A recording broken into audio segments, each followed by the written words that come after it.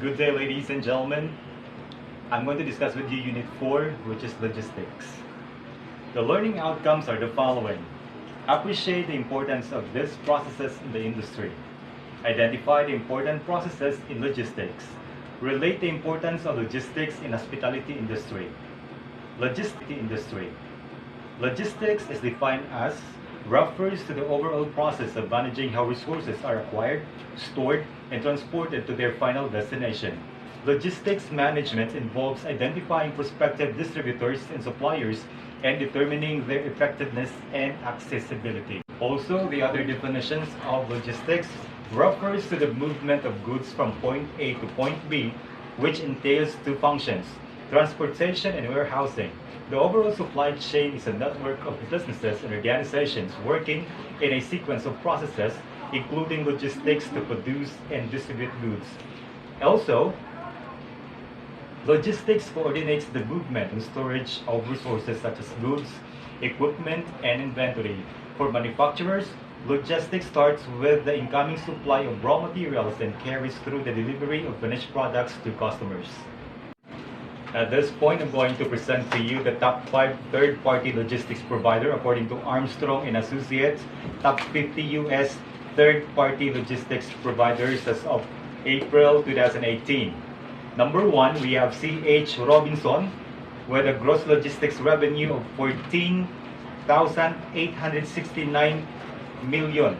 We also have the top 2, XPO Logistics with gross logistics revenue of 9,506 millions. And also on the top 3, we have UPS Supply Chain Solutions with a gross logistics revenue of 7,981 million. The rank 4, we have the Expeditors with a gross logistics revenue of 6,921 million.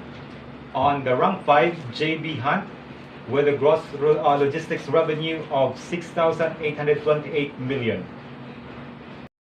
That is the flow of logistics. We have the supplier, manufacturer, distributor, retailer, and the shopper. We also have, and I will be presenting to you the 5 kinds of logistics. We have the inbound logistics, outbound logistics, reverse logistics, third-party logistics, and the fourth-party logistics. For the inbound logistics, we have it is the way materials and other goods are brought into a company. This process includes the steps to order, receive, store, transport, and manage incoming supplies. Inbound logistics focuses on the supply part of the supply-demand equation. For the outbound logistics, it focuses on the demand side of the supply-demand equation. The process involves storing and moving goods to a customer or end user. The steps include order fulfillment, packing, shipping, delivery, and customer service related to delivery. Example, we have one party sends the goods or the outbound, while the other receives it or the inbound. For example, an inbound process could be the receipt of raw materials, while the sending of finished goods to consumers will be the outbound process.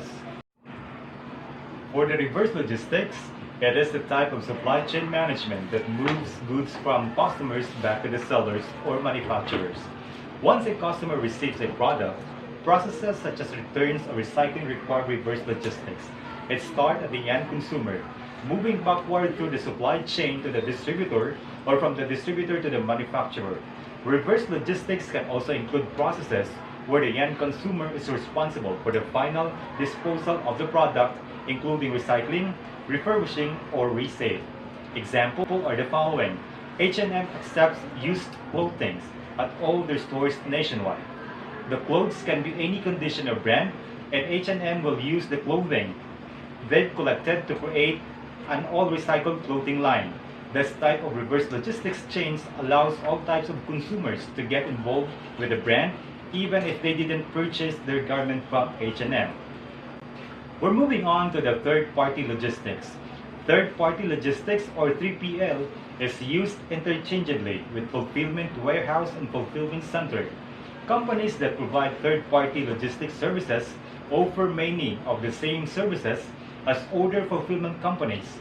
These services includes warehousing, inventory management, shipping and receiving, FTL and LTL freight shipping, freaking and packing, kitting and customizing.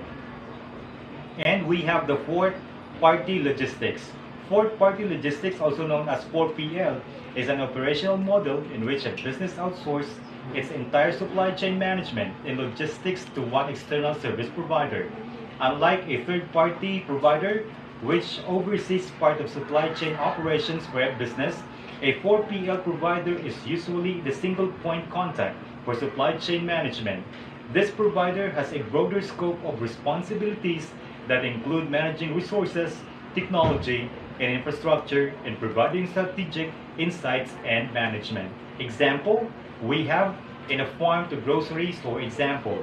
A 3PL may be responsible for packing the eggs in cartons in addition to moving the eggs from the farm to the grocery store.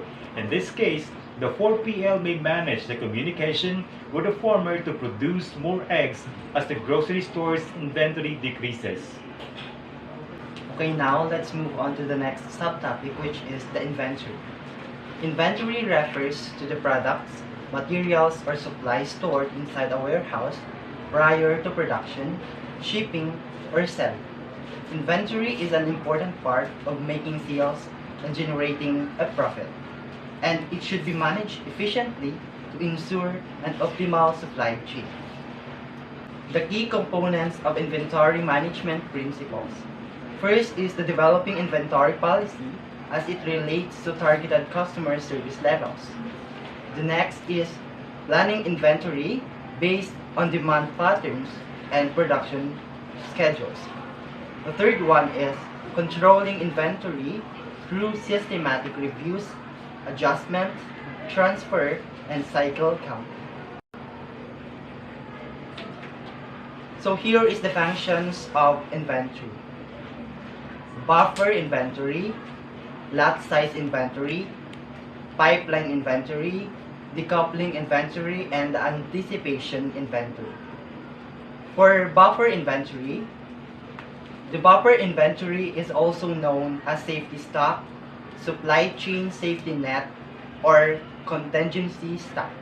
It refers to a surplus of inventory that is stored in a warehouse in case of an emergency, supply chain failure, transportation delays, or an unexpected surge in demand.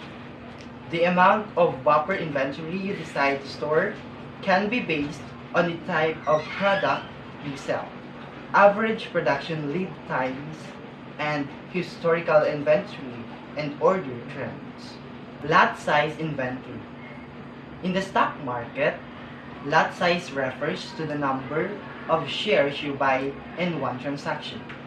In options trading, lot size represents the total number of contracts contained in one derivative security. The theory of a lot size allows financial markets to regulate price quotes. It basically refers to the size of the trade that you make in the financial market. With the regulation of prices, investors are always aware of exactly how many units they are buying of an individual contract and can easily assess what is the price they are paying for each unit. For pipeline inventory, the pipeline inventory is all the items that are in transit between the different locations of a supply chain. Maybe the inventory is on its way to a factory from a large distributor where it will turn into finished goods inventory. Or it may be on its way from a factory to a retailer to become merchandise inventory. Point is, all pipeline inventory has yet to reach its final destination. A pipeline inventory example could be anything currently in transit. Decoupling inventory.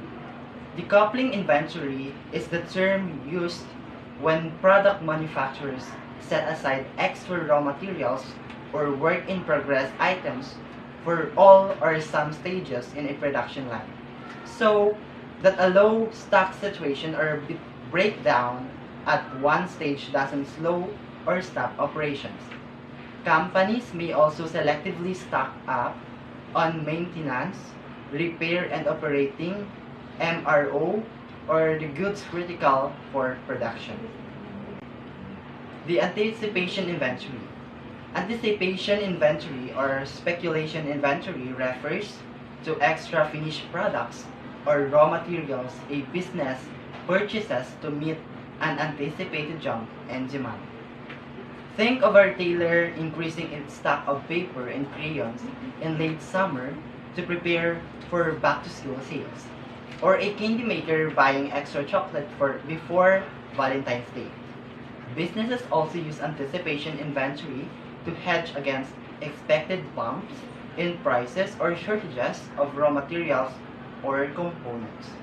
If it's widely expected that paper pulp costs will increase, a business that makes notebooks might boost its purchases of paper before the expected jump, lacking in the lower price. Inventory classification by critical value analysis. So, in the table 5.1, or the inventory classification made by critical value analysis. Here are the example. Category.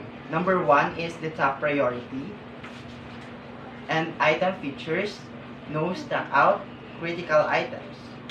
Number 2, high priority. And its item features is essential but limited stock outs permitted. The third one is the medium priority. The item features for medium priority as necessary but occasional stock outs permitted. Number 4 is low priority. Its item features is desirable but stock outs allowed. For the top priority, example, the items is critical and there is no stock out. Unlike sa high priority, that the item features, essential lang mga items, pero limited stock outs lang ang ginatawan kang permit to be out sa stock market. And then, sa medium priority naman, the items are necessary and needed, but occasionally, they are permitted nga mag-agwa sa stock market, occasionally lang tanda. And sa low priority naman, the item features desirable and wala kita na ginapagwa sa atin nga stock market.